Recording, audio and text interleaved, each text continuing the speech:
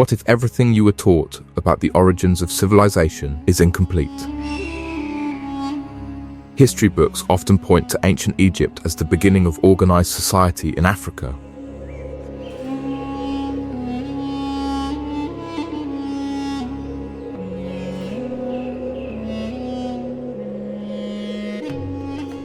But what if Egypt wasn't first? What if a forgotten kingdom, buried beneath sand and silence, had already built power, culture, and symbols of kingship before the first pharaoh ever ruled?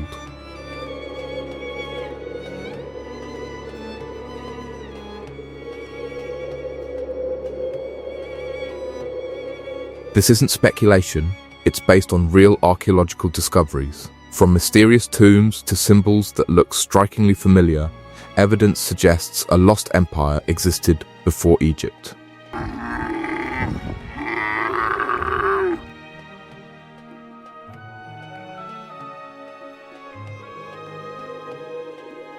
So the real question is, why were you never taught about it? What if the origins of kingship didn't begin in Egypt, but somewhere deeper in Africa? This question challenges one of the most widely accepted narratives in human history. For decades, Egypt has been portrayed as the birthplace of civilization in Africa, but archaeological discoveries in Nubia, specifically in the region known as Tacetti, suggest something far more complex. Tacetti, located in what is now southern Egypt and northern Sudan, is believed to be one of the earliest known political entities in the Nile Valley.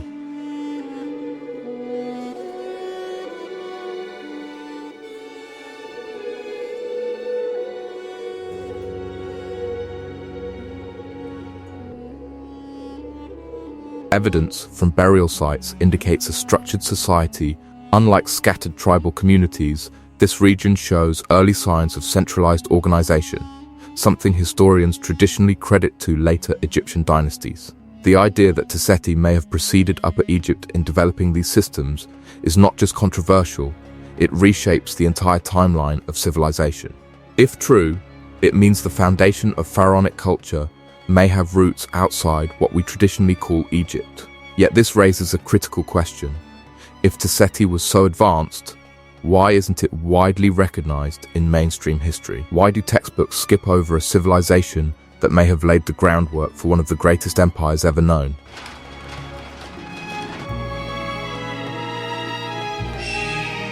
The answer isn't simple. It involves decades of academic debate. So the real question remains, are we looking at the true beginning of civilization, or just a version history chose to preserve? Can a burial site rewrite the story of civilization? At Qustul, the answer might be yes. Located in Lower Nubia, this cemetery became one of the most significant archaeological discoveries in understanding predynastic Africa. These were not simple graves. Some tombs were larger and more complex, suggesting a hierarchy that resembles early state formation. This wasn't a loose tribal society. It showed evidence of leadership, authority, and possibly even kingship. What made Kustul even more groundbreaking was the discovery of objects that seemed strikingly familiar. Symbols resembling royal iconography, crowns, falcon imagery, and ceremonial standards appeared in these tombs. These elements are often associated with later Egyptian pharaohs, yet here they were, predating them. This raises a powerful possibility. Could the concept of kingship have originated in Nubia before Egypt adopted and refined it? Some archaeologists argue that these findings suggest exactly that.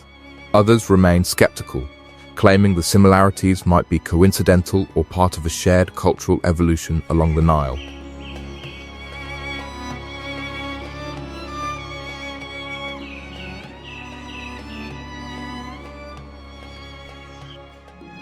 But skepticism doesn't erase the evidence. The presence of structured burial practices, symbolic artifacts, and social stratification all point to a society far more advanced than previously assumed. So why is Qustul not a central chapter in history books? Why is this discovery still debated instead of widely accepted? Because accepting it would mean rewriting a deeply rooted narrative, and that's something history doesn't do easily. But the evidence remains, waiting for a new generation to ask the right questions. What if a single artifact could challenge the entire origin story of Egyptian kingship? The Qustul incense burner is exactly that kind of discovery. This small but powerful object has sparked one of the most intense debates in archaeology. Carved onto its surface are images that look eerily similar to later Egyptian royal symbols. A figure wearing what appears to be a white crown sits in a boat motif strongly associated with pharaohs. Surrounding this figure are symbols resembling standards and falcons, elements deeply tied to Egyptian kingship and divine authority. This artifact predates the earliest known Egyptian dynasties. If the imagery truly represents proto-pharaonic symbolism, it suggests that the concept of divine kingship may have originated in Nubia, not Egypt. This flips the traditional narrative completely. Instead of Egypt influencing Nubia, it suggests Nubia may have influenced Egypt. However, not all scholars agree. Some argue that the interpretation of the imagery is speculative. They suggest the symbols may not represent kingship at all, or that cultural exchange along the Nile makes it difficult to assign clear origins. But even with debate, the significance of the incense burner cannot be ignored. It introduces a possibility that challenges long-standing assumptions and opens the door to a broader understanding of early African civilizations. One thing is clear: this artifact forces us to reconsider where the idea of kingship truly began. Could Tacetti actually be the first kingdom in recorded history? This question sits at the center of one of the most fascinating historical debates. While Egypt is often credited as the birthplace of organized rule, evidence from Tacetti suggests a political structure may have existed even earlier. Archaeological findings indicate a society with defined leadership, military organization, and economic systems.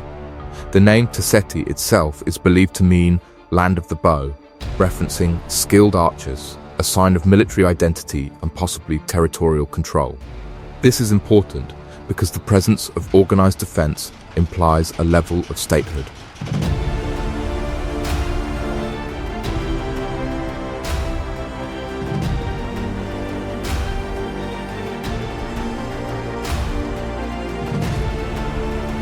It suggests not just survival, but governance. Combined with burial evidence showing elite classes, it paints a picture of a functioning kingdom. If Tacetti predates Upper Egypt in these developments, it forces historians to reconsider the origin of state formation in the Nile Valley. Instead of a single point of origin, civilization may have developed in multiple regions simultaneously or even spread from south to north. But why isn't Tacetti widely acknowledged as the first kingdom? The answer lies partly in historical focus. Egypt, with its massive monuments and written records, became the centerpiece of ancient history. Nubia, lacking the same level of preserved texts, was often seen as secondary. Yet absence of written records does not mean absence of civilization. Archaeology tells a different story, one that is still being uncovered. So the question remains, are we ready to redefine the first kingdom in history, or will Tacetti remain a forgotten chapter?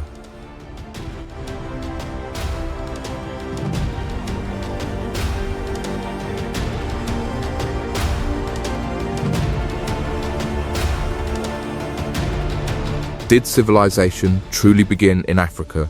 And if so, why is that idea still debated? The discoveries in Tacetti and Qustul have reignited a larger conversation about the origins of civilization itself.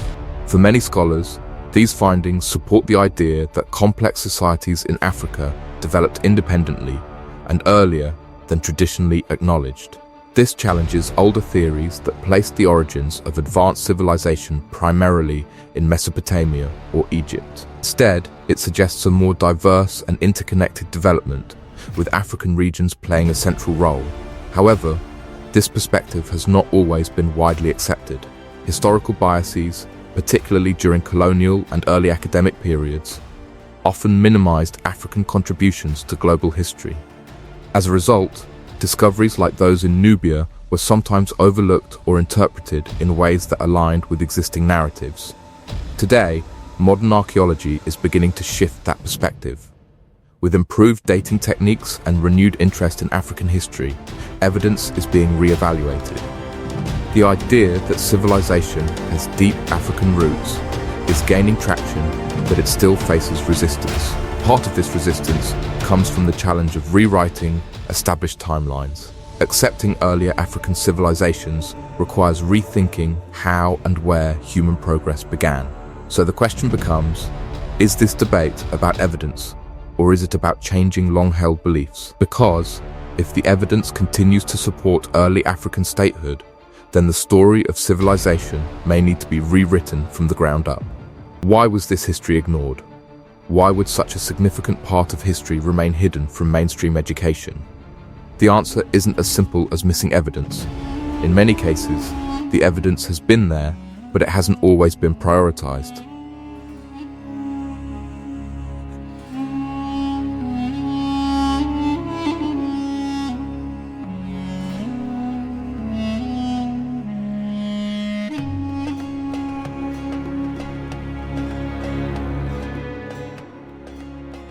One major factor is historical focus. Egypt, with its pyramids, hieroglyphs, and monumental architecture, captured global attention. It became the symbol of ancient African civilization.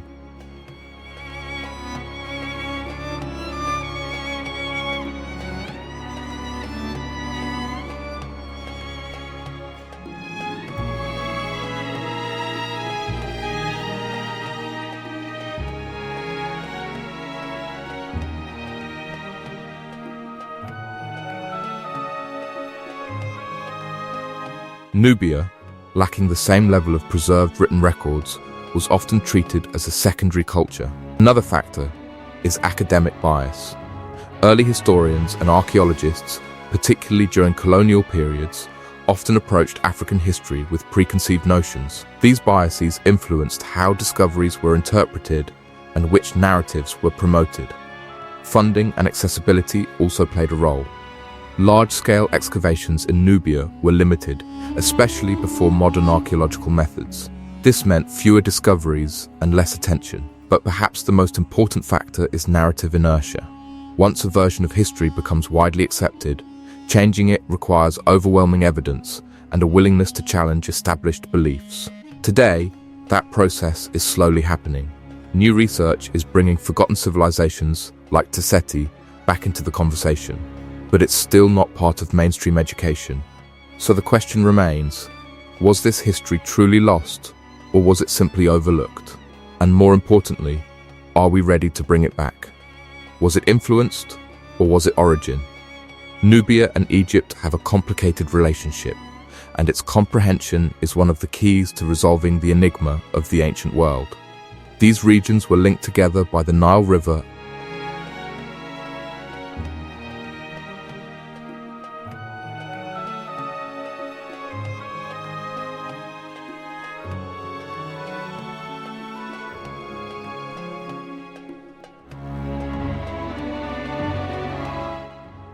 This complicates the process of establishing the starting point of some innovations. Was kingship developed in Egypt, or did it borrow and elaborate conceptions which had been developed further south in Nubia? It is indicated that there was a lot of interaction between these regions even before the emergence of Egyptian dynasties. Historical accounts tend to make Egypt the overbearing power that influenced the Nubian culture. But findings such as those at Qustul have indicated that the influence might have been a two-way affair or even have originated in Nubia. This changes the view to an unidirectional flow of ideas to a dynamic interaction. It argues that the early civilization in the Nile Valley was not an individual, but a cooperative venture. And the answer is, should we consider two distinct civilizations or a common cultural system in process of development? The fact that the answer might help to redefine our perception of the evolution of ancient civilizations. Why do symbols matter so much in understanding ancient civilizations? Because symbols are more than decoration. They represent power, identity, and belief systems. In the case of Tacetti and Qustul, symbols may hold the key to understanding early kingship. The imagery found on artifacts, especially the Qustul incense burner, suggests a system of symbolic communication. Crowns, falcons, and ceremonial boats are not random. They are indicators of authority and divine connection. In Egypt, these symbols became central to the identity of pharaohs. But their appearance in earlier Nubian contexts raises an important question. Where did these symbols originate? If they were already present in Tacetti, it suggests that the concept of divine kingship may have deeper roots than previously thought. It also implies that symbolism played a crucial role in establishing authority long before written language. However, interpreting symbols is not always straightforward. Without written explanations, archaeologists must rely on context and comparison. This leaves room for debate and multiple interpretations. So the question remains, are these symbols evidence of early kingship, or are we assigning meaning based on later traditions? Either way, their presence cannot be ignored. They are fragments of a story that is still being pieced together.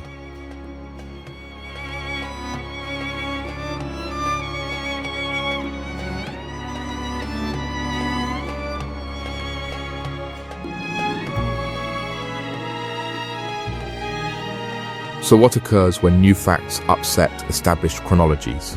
It makes us reconsider all this. The findings in Tacetti and Qustul indicate that there might be organized societies in Africa that may have developed even earlier than what is traditionally believed. This does not only have an implication on African history, it also has an implication on our knowledge of world civilization. Supposing Nubia had established a form of government earlier than Egypt, it moves the birthmark of one of the most powerful cultures in the world. The timelines are not only concerning the dates, but also shape the way we perceive progress, innovation, and human development.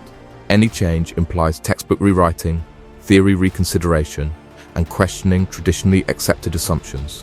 But this is not an instant process. It needs to be agreed upon, needs more research, and needs to be accepted by the academic community.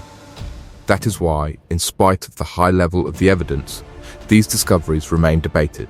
And the answer is, do we have the capability to change our knowledge of history due to the discovery of new things or events? Since, so far as we are, the history of civilization is a much more intricate and a much more interesting story than we were taught. What is the heritage of a forgotten kingdom?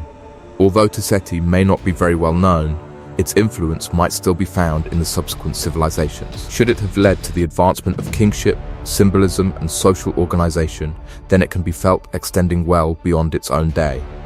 It then raises a very interesting point. History is not necessarily about what is recollected, but what is inherited. Even when the origins are lost, ideas, systems, and cultural practices can survive. One of such sources could be Tacetti, a basis which determined the elevation of Egypt, but which had been kept out of history. But to honor its legacy needs more than merely to recognize its existence. It involves the need to incorporate it in the wider concept of human development.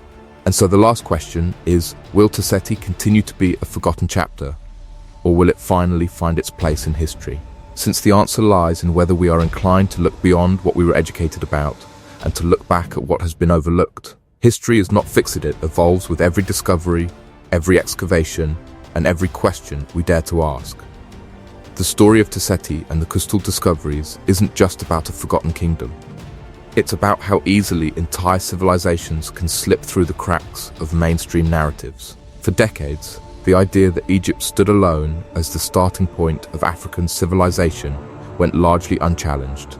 But now, with growing evidence from Nubia, that narrative is beginning to shift. Not completely, but enough to raise serious questions. And that's where the real power lies. Because once you start questioning history, you realize something important. It's not just about the past, it's about perspective. Who gets credit? What gets remembered? And what gets ignored? The possibility that a kingdom like Tacetti existed before Egypt doesn't diminish Egypt's greatness. Instead, it adds depth to the story. It shows that civilization is rarely the result of a single origin, it's a process, built over time, across regions, through shared ideas. But for that story to be complete, we have to be willing to look beyond the familiar. So next time you think about the origins of civilization, ask yourself, are you seeing the full picture or just the version that survived? Because somewhere beneath the sand, there are still stories waiting to be told. And this might be one of the most important ones.